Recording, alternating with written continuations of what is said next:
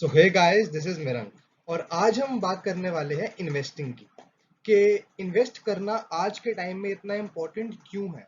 जैसे हम अगर देखें तो आज से 10 या 15 साल पहले लोग इतनी इन्वेस्टिंग की बात नहीं करते थे, बट आज के टाइम में इन्वेस्ट करना I think is one of the most important things. और एक बहुत ही अर्ली एज से अगर आप इन्वेस्टिंग के बारे में जान जाते हो तो फ्यूचर में आपके लिए काफ़ी ज़्यादा हेल्पफुल रहता है। तो हम बेसिकली डिस्कस करेंगे वाई डू वी इन्वेस्ट, हम इन्वेस्ट क्यों करते हैं, क्या वो इम्पोर्टेंट है, और अगर वो इम्पोर्टेंट है तो हमें उसको कैसे इन्वेस्ट करना चाहिए, हमारे इनिशियल स्टेप्स इन्वेस्टिंग के तरफ क्या होने चाहिए। तो मैं आपको बेसिकली आज इंट्रोडक्टरी लेक्चर में बताऊंगा कि इन्वेस्टिंग होता क्या है, हम क्यों इन्वेस्ट करते हैं और हम कैसे कैसे इन्वेस्ट कर सकते हैं। तो सबसे पहले हम यहाँ पे एक केस स्टडी लेंगे। तो बेसिकली इस केस स्टडी में मैंने तीन लोगों का एग्जांपल लिया है। एक है हमारा जैक, एक है जिल और एक है जो। अब हम बेसिकली फर्स्ट स्टेटमेंट को पढ़ते हैं। तो फर्स्ट स्टेटमेंट में हमें क्या दिया हुआ है। अच्छा, इससे पहले अगर हम देखें तो जो ये ग्राफ है, ये ग्राफ है between portfolio value and age. तो हम फर्स्ट स्टेटमेंट पढ़ते हैं जो हमें ब्लू से दिया हुआ है ना, ब्लू से। तो इसमें है Jack invest $200 per month starting at the age of 25। He contributes a total of $96,000। यानी कि जो जैक है, जो ये ब्लू लाइन आपको दिख रही है, जो ये ब्लू लाइन आपको दिख रही है, ये जैक के बारे में बताया हुआ है कि इसने 25 ईयर्स की एज से ही इन्वेस्टिंग करनी शुरू कर दी थी। सेकेंड जो एग्जाम्पल है हमारा जिल का, जिल ने भी $200 पर मंथ इन्वेस्टिंग करनी शुरू की थी, बट 35 ईयर्स की एज से स्टार्ट की थी। तो अगर हम देखें ये ग्रीन लाइन, ये 35 से स्टार्ट हो रही है। अगर हम बात करें जो की, तो जो ने भी सिमिलरली $200 पर मंथ ही इन्वेस्टिंग करना शुरू किया था, बट इसने 45 ईयर्स की एज में इन्वेस्ट किया था। अब अगर हम देखें, जब तीनों 65 ईयर्स के हुए तो जैक के पास एट द एंड $96,000 थे, जिल के पास एट द एंड $72,000 थे और जो के पास एट द एंड $48,000 थे। यानी कि अगर आप जैक और जो को देखोगे तो जैक के पास जो पैसा जो के पास था उसका डबल था। यानी कि अगर जैक के पास अगर जो के पास x था तो जैक के पास 2x अमाउंट हो गया। और एज में इन दोनों के डिफरेंस है 25 ईयर्स का, सॉरी 20 ईयर्स का। यानी कि जैक ने 25 ईयर्स से इन्वेस्टिंग करनी शुरू कर दी थी और जो ने 45 ईयर्स में इन्वेस्ट करना शुरू किया था। इनफैक्ट मैं बोलूंगा आजकल आप जितनी जल्दी इन्वेस्ट करना स्टार्ट करोगे उतना ही बेटर है। अगर आप इनफैक्ट 18 ईयर्स के भी हो, 19 ईयर्स के भी हो या 20 ईयर्स के भी हो, अगर आपको से पर मंथ पॉकेट मनी मिलती है अपने पेरेंट्स से 500 रुपीज, 1000 रुपीज, तो आप उसमें से भी कुछ अमाउंट अपना इन्वेस्ट करो, है ना। और मैं आपको बताऊंगा कि इन्वेस्ट करने के क्या क्या तरीके होते हैं। अब यहाँ पे हम जो क्वेश्चन आता है बहुत बड़ा, why actually we need to invest. तो यहाँ पे अगर हम स्टेटमेंट देखें तो यहाँ पे क्या है, actually we need to invest, यानी कि हमें अब इन्वेस्ट करना है। ऐसा नहीं कि why should we invest.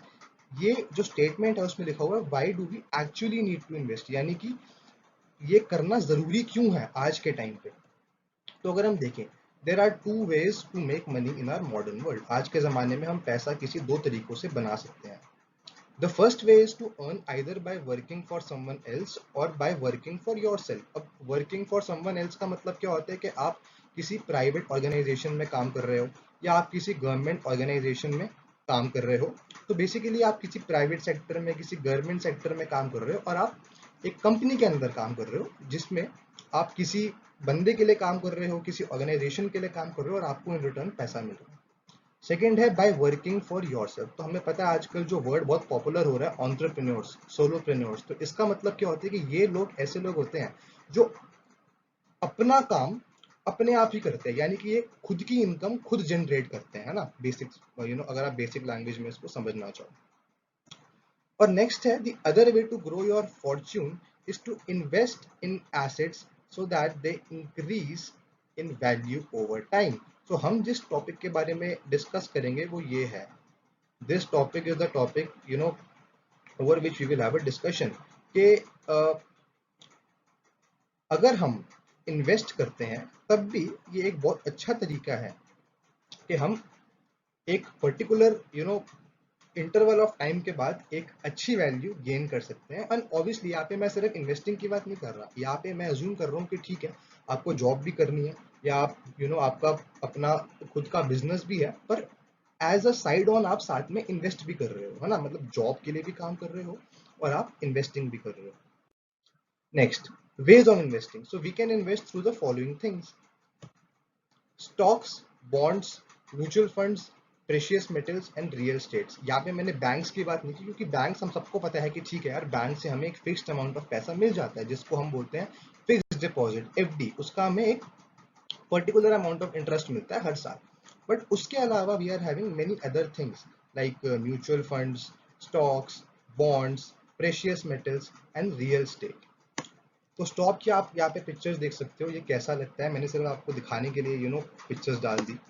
Next है बॉन्ड्स. अब bonds are somewhat similar to stocks, but इनका फंक्शनिंग थोड़ा डिफरेंट होता है stocks. Mutual fund, so we all know यार कि ये दो नाम बहुत ज्यादा पॉपुलर होते हैं, निफ्टी, सेंसेक्स, है ना. तो क्या होता है निफ्टी, क्या होता है सेंसेक्स, है ना, बेसिकली ये म्यूचुअल फंड्स को ही बिलोंग करते हैं. इसके बारे में हम डिस्कस करेंगे. प्रेशियस मेटल्स, हमें पता है कि ठीक है यार, गोल्ड होता है, सिल्वर होता है, ज्वेलरी होती है, तो इन सबको भी हम स्टोर करते हैं अपने बैंक्स के अंदर, ताकि ये भी कहीं ना कहीं एक एसिड की तरह काम आते हैं और बेसिकली एक टाइप ऑफ इन्वेस्टमेंट ही है. और रियल एस्टेट, जैसे आपको पता है कि यार ठीक है, हम लोग घर के अंदर इन्वेस्ट करते हैं, तो कहीं ना कहीं investing in houses, investing in buildings, investing in land is real estate, और ये भी एक टाइप ऑफ इन्वेस्टमेंट है. हमारा बेसिकली कंसर्न रहेगा इन लेक्चर्स में म्यूचुअल फंड्स के बारे में डिस्कस करना कि एक्चुअली म्यूचुअल फंड्स क्या होते हैं.